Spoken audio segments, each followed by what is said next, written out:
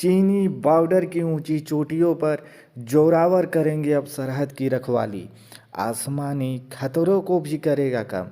भारतीय सेना अब फ्यूचर टैंक की तैयारी में जुट गई है। इस कड़ी में सेना में अब जोरावर लाइट टैंक को शामिल किए जाने की प्रक्रिया शुरू हो रही है। ये टैंक काफ़ी हल्का होगा और इसे ऊंची चोटियों पर ले जाना आसान होगा।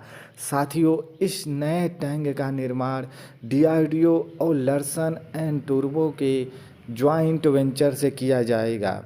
गौरतलब है कि ज़मीन पर दबदबे के साथ ही साथ इस टैंक में आसमानी खतरे से भी निपटने की सुविधाएं होंगी।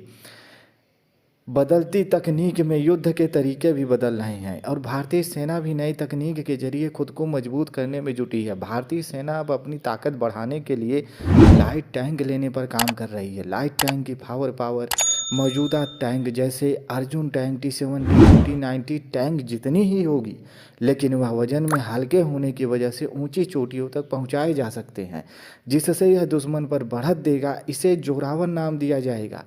भारतीय सेना करीब 25 टन वजन का ऐसा टैंक देख रही है जो पानी में भी उतर सकता है। अगले महीने लाइट टैंक के लिए एक्सेप्टेंस ऑफ नेसेसिटी को मंजूरी मिलने की उम्मीद है। इसके लिए सैद्धांतिक सहमति पहले ही मिल गई है और स्वदेशी डिफेंस इंडस्ट्री सेना की ज़रूरत के हिसाब से लाइट टैंक बनाने पर काम कर रही है। क्या खास होगा जोरावर में? भारतीय सेना ने लाइट टैंक को नाम दिया है जोरावर। जो भी लाइट टैंक लिए जाएंगे उसे इसी नाम से जाना जाएगा। जोरावर में कई वेपन सिस्टम होंगे, मिसाइल होंगी, मेन गन होंगी, साथ ही इसमें ड्रोन इंटीग्रेशन भी होगा, जिससे दुश्मन पर लगातार नज़र रखी जा सकेगी और ड्रोन की फीड सीधे टैंक में कमांडर के पास आएगी। ईस्टर्न लद्दाख में एलएसी पर चीन के साथ हुए तनाव से यह सबक मिला कि सेना को लाइट टैंक की कितनी ज़रूरत है। जब चीन पेंगोंग के उत्तरी किनारे में बहुत आगे तक बढ़ गया था, तब भारतीय सेना ने चीन को चौंकाते हुए पेंगोंग के दक्षिणी किनारे की अहम चोटियों पर कब्जा कर लिया।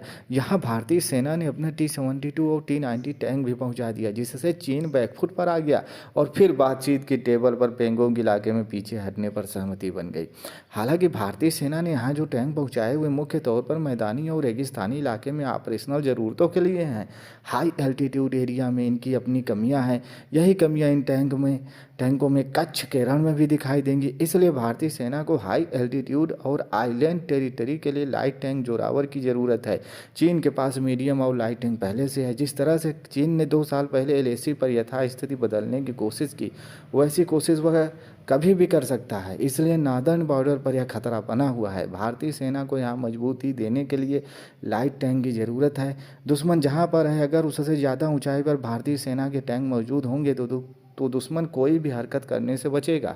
लाइट टैंक भारतीय सेना को दुश्मन पर बढ़त देने के लिए ज़रूरी है। भारतीय सेना ने भविष्य के खतरों को देखते हुए फ्यूचर मेन बैटल टैंक पर भी काम कर रही है। फ्यूचर टैंक मौजूदा टैंक का रिप्लेसमेंट होगा। 2030 तक इसका पहला प्रोटोटाइप आ जाएगा। ग्लोबल सिनेरियो में देखें तो एरियल थ्रेट यानी आसमानी खतरे ज़्यादा बढ़ रहे हैं। ड्रोन का तेज़ी से इस्तेमाल हो रहा है, इसलिए सभी एंटी ड्रोन सिस्टम पर भी काम कर रहे हैं। अब तक युद्धों में टैंक से युद्ध होता रहा है, लेकिन अब सिर्फ टैंक को नष्ट करना ही नहीं होगा, बल्कि सारे खतरों से निपटना होगा।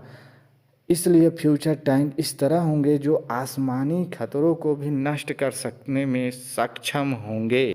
गौरतलब है कि चीन ने पूर्वी लद्दाख और सिक्किम के विपरीत पूरे तिब्बत स्वायत्त क्षेत्र में टाइप 15 हल्के टैंक तैनात किए हैं, जिसे VT-5 भी कहा जाता है। टाइप 15 एक थर्मल स्लीव और फ्यूम एक्सट्रैक्टर के साथ एक 105 मिमी राइफल वाली कैनन का इस्तेमाल करता है, जिसकी अधिकतम फायरिंग रेंज 3000 मीटर है।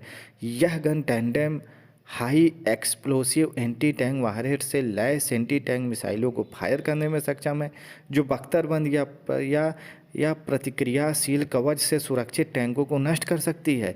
मिसाइल की अधिकतम फायरिंग रेंज 5000 मीटर है। सेना ने अपनी रिक्वायरमेंट के अनुसार डीआरडीओ को जो विशेषताएं बताई हैं, उसके अनुसार जोरावर की जो विशेषताएं हैं वह हैं कम से कम 2 से किलोमीटर तक यह गोला दागने में सक्षम है। साथ ही हम एंटी टैंक गाइडेड मिसाइलों को भी लॉन्च में सक्षम है। हाई एल्टीट्यूड एरिया में भी यह इसके संचालन संबंधी में कोई भी परेशानी नहीं आनी चाहिए। वीडियो को पूरा देखने के लिए आपका बहुत बहुत धन्यवाद। चैनल को लाइक, सब्सक्राइब और शेयर ज़रूर करें।